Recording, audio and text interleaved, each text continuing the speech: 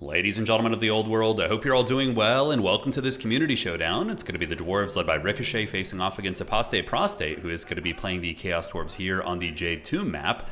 And let's go ahead and break down the armies. So for the Dowie, going to be showing their evil cousins how quick they are with their Vanguard Miners up on the points. Blasting charges, of course, pretty good against Chaos Dwarves. They often will have Laborers and Chaff units in the front.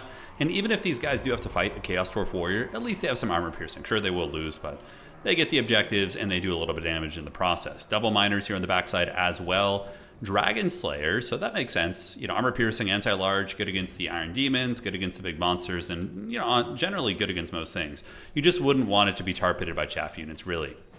Dwarf Warriors in the back, Slayers, Malakai McKyson, very, very Chad play here by Ricochet, and he's going to be getting double cannon. Cannons are amazing against Chaos Dwarves because most of the Chaos Dwarf artillery gets hard countered by Dwarf cannons, and they're also good against the trains and the big monsters and the Kadai Fireborn and Bull Centaurs, right? So you name it. And then if you put Malakai back there, he does he have the ranged ability? He does, yeah. So he has the Eye of Grungni, which gives the range and damage as well, which is quite good, and then the Artillery Master, so accuracy and reload skill. So that is pretty freaking awesome. Cannon's going to be at 484 range, going to be hitting a little bit harder as well with Rangers in the back. Now, Apostate, of course, one of our homegrown Chaos Dwarf mains here. It's going to be using the Orc Laborers in the front, backed up by Chaos Dwarf Warriors, a couple blunderbusses, or at least one blunderbuss, yeah, just one, with a single magma cannon, which is doing good work out of the gates. But again, it will be countered by the cannons if the cannons can get in range, but easier said than done. They're going to have to scoot up a little bit further. And then what you do as the Chaos Dwarf players, you just pull your cannon back here and force their cannons to overextend, and then, you know, you win that situation. Death Tree Crocolauncher are going to be using the trees. Very, very good. Using the tree line to mitigate some of the shooting coming in. And there is going to be an Iron Demon as well. Very vulnerable to the cannons, but we're going to see how good the target priority is. Oh, the Sneaky Gits. I love it when the Sneaky Gits are actually getting sneaky. So in the woods, we do see several units of Hobgoblin Sneaky Gits running through the trees, being extra creepy, and enjoying their lives while they do it. So, objectives are set for now. Objective 3 to the Chaos Dwarves, Objective 1 and 2 to the Dowie. Do a little bit of fast forwarding. These are slower factions, so we can posture up here a little bit as they just kind of poke. And now you can see the cannons shooting in downtown here, right? So here, a massive amount of damage on that magma cannon. And if Malakai is able to direct those cannons with his engineering prowess, that will definitely kill that magma cannon very, very quickly if it turns around and endures that firepower. But dwarves, you know, they're in the comfortable position. I mean, the good dwarves, the evil dwarves, not so much. They're going to need to advance up here. Orc Laborers on the point. An Orc Labor unit, honestly, is pretty similar in caliber, just with less armor, of course, to like a Dwarven Miner unit. Are they actually walking? Oh, we're in slow-mo right now. I was like, why do they look so slow? Oh my god, are they being debuffed by like the Rune of Slowness or something? But yeah, Dwarven Powder Fantasy here. We do see the cannon shooting into the Laborers. Not the most cost-effective, but certainly sends a message. And the blasting charges are able to fend those guys off. So is Apostate going to move up? We do see the Blazing Beards of Visherik in the back, as well as the Chaos Dwarf Blunderbusses being the real good quality units with a couple of Chowie Warriors as well. So Iron Demon's on its way in. This should be a pretty easy win here, not in the game, but for the situation for the regular Dwarves. Getting those two cannons trained on top of the Iron Demon was going to be great value, although already a Magma Cannon is offline, and when these things shatter and break, it takes forever for them to run off the battlefield and or rally. So things got to be running for the hills, but definitely need to get the cannons reallocated onto the Iron Demon here. That thing's going to be a big problem. We do have Rangers with great weapons, and now the cannon is going to be shooting in with Malakai McKyson also shooting with his long rifle as well. So big pimp in here. You can see he's got his rifle, and he's got a really cool reload animation here. So he's going to be loading up his old repeater and getting ready to put some hurt down on that train. You know, the Dwarven Engineer characters are quite good against these SEs. You can use the Master Engineers with their long rifles as well against Chaos Dwarves, and they can have a similar performance. So Iron Demon finally getting contact here with some Rangers, doing a little bit of damage, but overall not having a good time. What you're going to want to do from Apostate's perspective is pull the Iron Demon up and around the back of this building and maybe hide it there for a minute, and then your opponent forgets about it. Or you can shut down the cannons using some Wolf Riders or something, and then you can bring it back out. On the other side, we do see the advancing units. The Orc Laborers moving up, getting ready to battle the Dwarves here. But we have Rangers, 2 units of Dwarf Warriors. Should be able to hold for quite some time. Sneaky Gits waiting in the bushes. I wonder if they're waiting for a cannon or an artillery. Maybe they're expecting an artillery call in here, so they're waiting in ambush. You know, if we could only ask them in the past, we would know here. So Wolf Rider bows get in combat, but the Dwarven cannons are, oh, look at that, getting healed by Malakai. Interesting. So Makaison's Persuader activated here, and Grim Delvers are now activated. A very nasty unit. Hopefully they don't friendly fire too many dwarves, but they will be able to mow down the hobgoblins on there, and it looks like they do get them off in a very expeditious manner. Iron Demon's still online. Definitely need to get those cannons re-equipped and start shooting. We do also have the Sneaky Gits moving in. Slayers versus Sneaky Gits is really cost-effective for Chaos Dwarves. Granted, the Slayer should win that just because of leadership, I would imagine, but we'll see how that fight unfurls. Over towards objective number 2 here. The battle is on. The Demon Slayer or Dragon Slayer trying to hold the point down with some of his chaff-centric units. On this point, Dwarf Warriors versus Goblin Laborers, no problemo. And it looks like in the woods, some miners of blasting charges were actually called in, most likely to move up and help on this objective. And then they're like, oh shit, there's a Sneaky Git there. But I think it looks like they got their blasting charges off, and the Sneaky Gits did get beat up a little bit. Granted, I think the Sneaky Boys might actually end up winning that fight. So on the point here, pretty even. Rangers with great weapons can turn around and do some work here, but the Chaos Dwarves do have some artillery online. The Deathstreak Rocket Launcher able to unleash a relatively solid salvo here on the Rangers with great weapons. Meanwhile, over here on the other side, Malakai trying valiantly to defend his cannons. The dreaded Demon Train has gotten into the backfield. So this is a really nice play by our boy Apostate here, you know, keeping the Iron Demon from getting karate chopped and getting some value out of it here in the later stages of the game. Dwarves having to use Slayers to fight off Sneaky Gits, incredibly cost ineffective, that's for sure, but you got to do what you got to do. Dwarves are also threatening here. Oh man, a miner unit. If you just get like an absolute trash house infantry unit on top of this Deathstreaker, that's going to, you know, delay it from shooting for a long time. That'd be very, very strong. Now back in the woods, Sneaky Gits versus the Blasting Charge Boys. Very, very nice pin there by Apostate, using a really haggard unit to pin in the reinforcements of the Dwarves so that the Chaos Dwarves have an opportunity to maybe steal objective number 2, right? I think that's quite good. Cannons shooting away though, and it looks like they're zeroing in on the Magma Cannon back here. Malakai, this is a little bit blunderous. He should definitely have his gun trained here on the Iron Demon. That thing is going to continue doing a lot of damage if it's left to its own devices. Here we do see the Wolf Riders detaching from their dive on the Trollhammer torpedoes, and look at that, deranged munitions being used. I love that.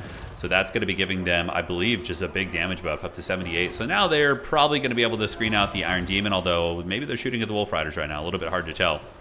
So back in the center here, we do see Dwarf Warriors advancing on towards Objective 1. This is a MLG play by Ricochet, very, very nice, using the very speedy Slayer, or Dragon Slayer here, because he's a lot faster than the Sorcerer Prophet. Sorcerer Prophets are okay combat characters, but the Slayer is going to be stronger and just have better armor piercing in general. So he's chasing his cousin down. It's a Grudgeon for sure. The armor of the Dowie Tsar, the blackened steel holding quite firm, but honestly, this could be a kill right now. He's got his back turned, he's taking a lot of damage.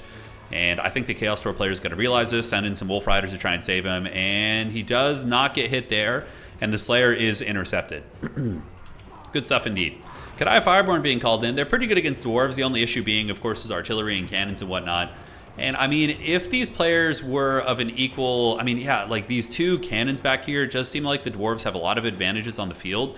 Points are pretty close, and yeah, two cannons just blasting those Kadai Fireborn. If you switch those cannons onto the Kadai, I mean, it's totally going to just knock them down. They're going to be down to like 40% before they reach. But it looks like he maybe has a bit of a rage boner on sniping out the artillery, which is respectable. And it looks like both of the artillery pieces for the Dowie Tsar are going to be taken offline. So yeah, we see the ruins of the Magma Cannon over here taken down by the fine Dwarvish Engineering. And now this thing's going to be down. Cannon's actually shooting at the Sorcerer Prophet, really, really going for the kill there. And man, you got to finish this off. You can't let things like this live. Like against a good player like Apostate, you know, you're doing really good, right? You're in a winning position, but you do not want to let this Iron Demon feast. If the Iron Demon feasts, you're going to have a terrible time. Gyrocopter's coming in though. It is a steam cannon. Should be an easy kill here now. Just hit those guys right on their head and live your best life. Cannons shooting into the Deathstreaker, which actually it looks like it rallied for a second, but now it's going to be shattered most likely. Yep, shattered, and it's going to waddle off the battlefield.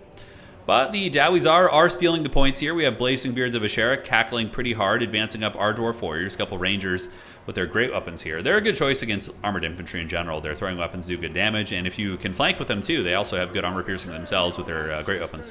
So you can move them in and they can do a little bit of work. But Blazing Beards are going to bash these Dwarf Warriors. These guys are super elite, and their blasting charges have really actually quite considerable armor piercing values. There was, when Chaos Dwarves first launched, they had a lot of AP on like all their blasting charges, but now it's really just, I think, the Blazing Beards that have really, really good AP on there. So you can see he was able to melt through that 85 armor, no problemo.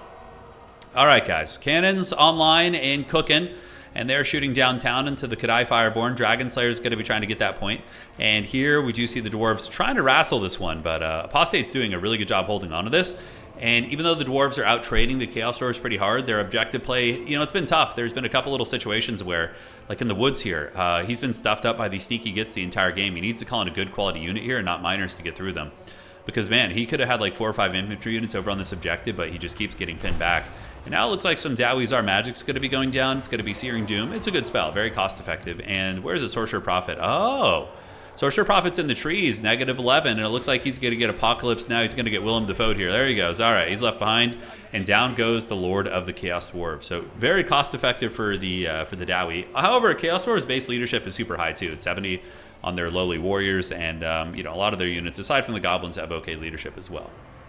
All right, at this point in the process of flipping, home objective here is still owned by the Chaos Dwarves, and this has really been my paradigm in this matchup as well, is oftentimes the regular Dwarves are going to outvalue trade you as a Chaos Dwarf player, but you win on the objectives. That's how you do it. Usually like a big wide stuff like Mass Chaos Dwarf Warrior with like a bunch of Hobgoblin Wolf Riders and that type of thing can do some good work. It's very, very aggressive here. But are we going to be seeing a bombing run? Looks like they're just parking overhead for their steam cannons right now.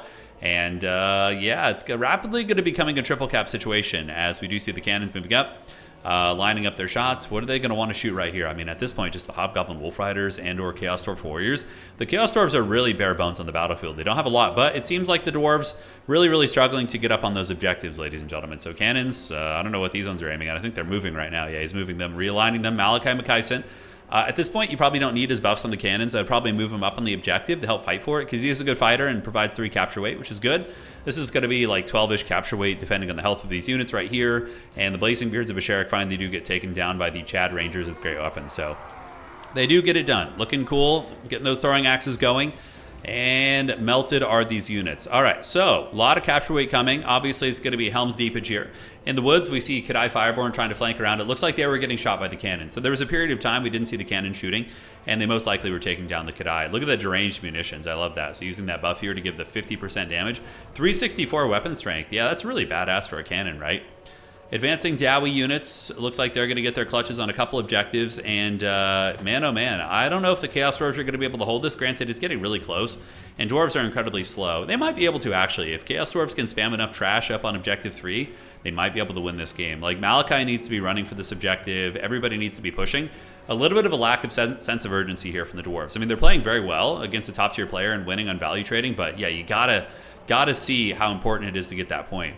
So a little bit of fast forwarding here. The Dwarves are going to be holding on to Objective 1, and now the Doom March is upon us, but does he have time?